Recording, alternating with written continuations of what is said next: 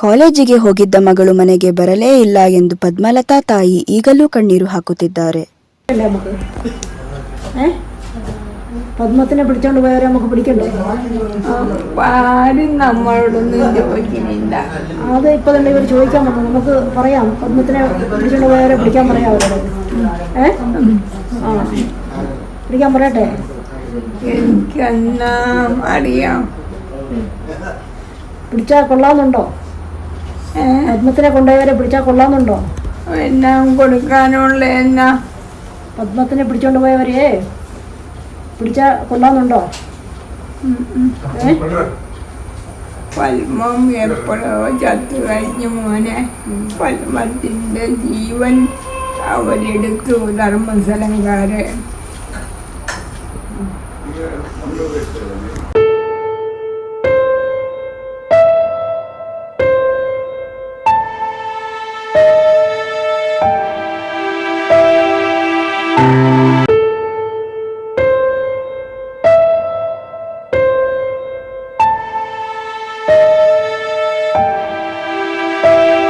ತಂಗಿಗೆ ನ್ಯಾಯ ಸಿಗಬೇಕು ಎಂದು ಪದ್ಮಲತಾ ಕುಟುಂಬ ಕಾಯುತ್ತಿದೆ.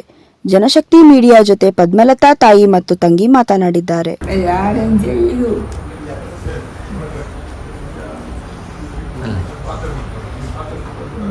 പദ്മത്തിൻ്റെ ആൾക്കാരെ നമുക്ക് പിടിക്കണ്ടേ? അവരെ കൊന്നവരെ നമുക്ക് പിടിക്കണ്ടേ? കൊന്നവരെ പിടിക്കണ്ടേ? നമുക്ക് ധർമ്മസ്ഥലംകാരെ പിടിക്കണ്ടേ? പിടിക്കണമെന്ന് പറഞ്ഞ ആരാന്നും വെച്ചാ? അവൻ ഹർഷനല്ലേ? ഹർഷൻ തന്നെയാണ് നമുക്ക് കൃത്യം അറിയാം. പിന്നെന്തോ? അതാരാന്ന് ആരോടാ പറയണേ? ಪದ್ಮಲತನ್ನು ಧರ್ಮಸ್ಥಳದವರೇ ಕೊಂದಿದ್ದಾರೆ ಅಂತ ಹೇಳ್ತಾ ಇದ್ದಾರೆ ಅಮ್ಮ. ನಾನು 1986ರಲ್ಲಿ ಕಾಣೆಯಾದ ಪದ್ಮಲತಾಳ ಅಕ್ಕ. ನನ್ನ ತಂಗಿ ಪದ್ಮಲತಾ 1986 ಡಿಸೆಂಬರ್ 22ರಂದು ಉಜಿರೆ SEM ಕಾಲೇಜಿನಲ್ಲಿ ಓದುತ್ತಿದ್ದಳು. ಈ ಕಾಲೇಜು ಡೇಗೆ ಅಂತ ಮನೆಯಿಂದ ಹೋದವಳು ವಾಪಸ್ ಮನೆಗೆ ಬರಲಿಲ್ಲ. ನಮ್ಮ ತಂದೆ ದೇವಾನಂದ ಅವರು ಹುಡ್ಕೊಂಡು ಹೋದಾಗ ಧರ್ಮಸ್ಥಳ ಬಸ್ ಸ್ಟ್ಯಾಂಡಲ್ಲಿ ಬಂದು ಇಳಿದಿದ್ದಾಳೆ. ಇಳಿದವಳು ಹುಡುಗಿ ಎಲ್ಲಿ ಹೋಗಿಲ್ಲ ಅಂತ ಅಷ್ಟೇ ಗೊತ್ತಾಗಲಿಲ್ಲ. ಮತ್ತು ಹುಡುಕಾಟ ವಿಷಯದಾಗ ಗೊತ್ತಾಯಿತು.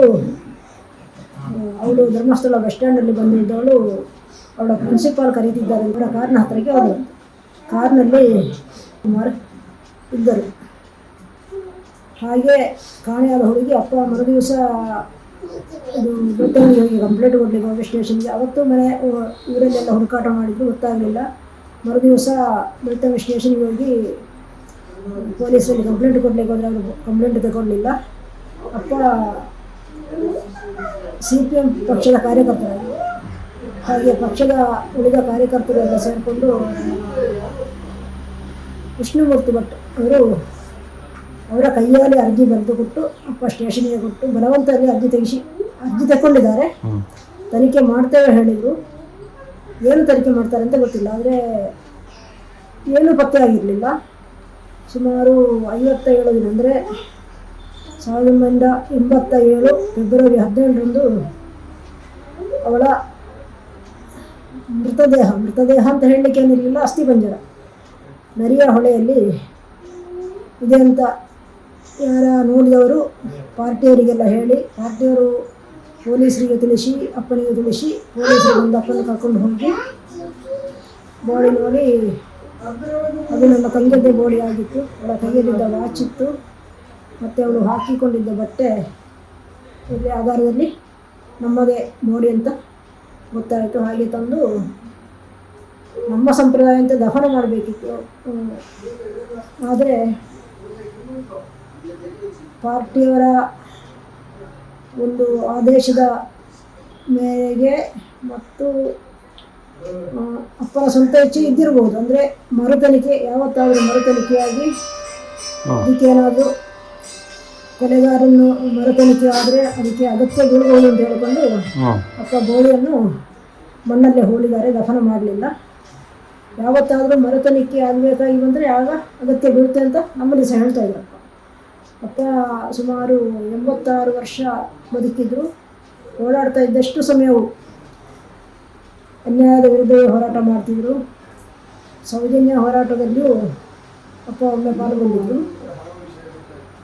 ಮತ್ತು ನಮ್ಮ ಪದ್ಮಲತಾ ಕೇಸ್ ಯಾಕೆ ಪತ್ತೆ ಆಗಲಿಲ್ಲ ಅಂತ ಮಾತ್ರ ನಮಗೆ ಗೊತ್ತಾಗಿಲ್ಲ. ಅಂದರೆ ಕೊಲೆಗಾರರು ಯಾರಂತ ತನಿಖಾಧಿಕಾರಿಗಳಿಗೂ ಗೊತ್ತಿತ್ತು, ಸರ್ಕಾರಕ್ಕೂ ಗೊತ್ತಾಗಿದೆ. ಆದರೆ ತನಿಖೆ ಮಾಡಲಿಕ್ಕಾಗದ ಕೇಸ್ ಅಂತ ಸಿ ರಿಪೋರ್ಟ್ ಕಳಿಸಿದ್ದಾರೆ. ಯಾಕೆ ಕೊಲೆ ಮಾಡಿದ್ರು? ಏನು ದ್ವೇಷ ಏನಿತ್ತು? ಅವ್ರು ಏನು ಹೋರಾಟ ಮಾಡಿದ್ರು? ಅಪ್ಪ ಅಂದರೆ ಕಮ್ಯುನಿಸ್ಟ್ ಪಾರ್ಟಿಯಲ್ಲಿದ್ದರಿಂದ ಅವರು ಅನ್ಯಾಯದ ವಿರುದ್ಧ ಯಾವತ್ತೂ ಹೋರಾಟ ಮಾಡ್ತಾಯಿದ್ರು. ಮೊದಲಿಂದ ಹೋರಾಟ ಮಾಡ್ತಾಯಿದ್ರು. ಅದು ಮನೆಯಲ್ಲಿಯೂ ಅನ್ಯಾಯವನ್ನು ಸಹಿತಿರಲಿಲ್ಲ, ಊರಲ್ಲಿ ಸಹಿತಿರಲಿಲ್ಲ. ಇದರಲ್ಲಿ ನಮ್ಮ ನೆರೆಯ ಊರಾದ ಮುಳಿಕಾರಲ್ಲಿ ಮಲೆಗುಡಿಯರ ಸುಮಾರು 17 ಮನೆಗಳಿತ್ತು. ಆ ಮನೆಯವರನ್ನು ಒಕ್ಕಲೆಬ್ಬಿಸಲಿಕ್ಕೆ ಅಂತ ನಮ್ಮ ಧರ್ಮಸ್ಥಳ ವೀರೇಂದ್ರ ಹೆಗಡೆ ಮತ್ತು ಕುಟುಂಬದವರು ಒಕ್ಕಲೆಬ್ಬಿಸಲಿಕ್ಕೆ ರೆಡಿಯಾದರು. ಆ ಟೈಮಲ್ಲಿ ಅಪ್ಪ ಮತ್ತು ಪಾರ್ಟಿಯವರೆಲ್ಲ ಸೇರಿಕೊಂಡು ಆ ಒಕ್ಕಲೆಬ್ಬಿಸುವಿಕೆಯನ್ನು ತಡೆದರು. ಅದೊಂದು ದೊಡ್ಡ ಕೋಪ ಇತ್ತು ಅಪ್ಪನಲ್ಲಿ. ಅದರ ನಂತರ ಅಪ್ಪನಲ್ಲಿ ಕೋಪ ಬರಲಿಕ್ಕೆ ಕಾರಣ ಅಂದರೆ ಧರ್ಮಸ್ಥಳದಲ್ಲಿ ಪಂಚಾಯತ್ ಓಟು ನಡೆದಿರಲೇ ಇಲ್ಲ. ಪಂಚಾಯತ್ ಚುನಾವಣೆ ಅಂತ ಹೇಳೋದೇ ನಡೆದಿರಲಿಲ್ಲ. ಅಪ್ಪ CPM ಪಕ್ಷದ ಕಾರ್ಯಕರ್ತನಾಗಿ ಚುನಾವಣೆಗೆ ನಿಂತು ನಾಮಿನೇಷನ್ ಕೊಟ್ಟಿದ್ದರು. ಆಗ ನಾಮಿನೇಷನ್ ಹಿಂಪಡೆಯಬೇಕಂತೆಲ್ಲ ಇವರ ಕಡೆಯಿಂದ ಉತ್ತರ ಬಂತು, ಹೆಗಡೆಯವರ ಕಡೆಯಿಂದ. ಆದರೆ ಅಪ್ಪನನ್ನು CPM ಪಾರ್ಟಿಯವರನ್ನು ನಿಲ್ಲಿಸಿದ್ರಿಂದ ಪಾರ್ಟಿಯ ಆದೇಶ ಇಲ್ಲದೆ ಅಪ್ಪ ಹಿಂಪಡೆಯುವುದಿಲ್ಲ ಹೇಳಿದರು. ಅಂತೂ ನಾಮಿನೇಷನ್ ಹಿಂಪಡೆದಿರಲಿಲ್ಲ. ಆ ಟೈಮಲ್ಲಿ ಪದ್ಮಲತಾ ಕಾಣೆಯಾಯಿತು.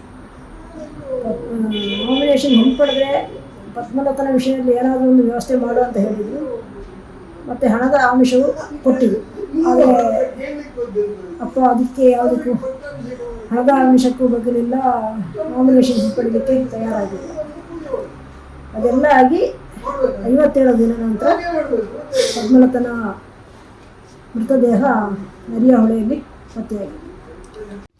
ಪದ್ಮಲತಾ, ವೇದವಲ್ಲಿ, ಸೌಜನ್ಯ, ಆನೆ ಮಾವುತ ಹಾಗೂ ಸಹೋದರಿಯ ಕೊಲೆ ಪ್ರಕರಣವನ್ನು SIT ಮೂಲಕ ತನಿಖೆ ನಡೆಸಬೇಕು ಎಂಬ ಕೂಗು ಕೇಳುತ್ತಲೇ ಬರುತ್ತಿದೆ. ಸರ್ಕಾರ ದೃಢ ನಿರ್ಧಾರವನ್ನು ತೆಗೆದುಕೊಳ್ಳಬೇಕಿದೆ.